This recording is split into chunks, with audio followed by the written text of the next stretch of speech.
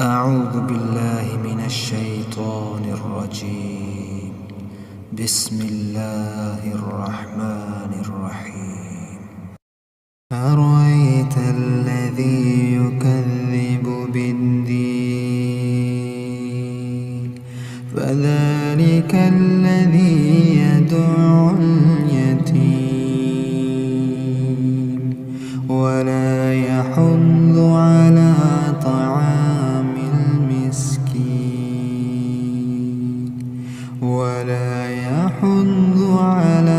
طعام المسكين فويل للمصلين الذين هم عن صلاتهم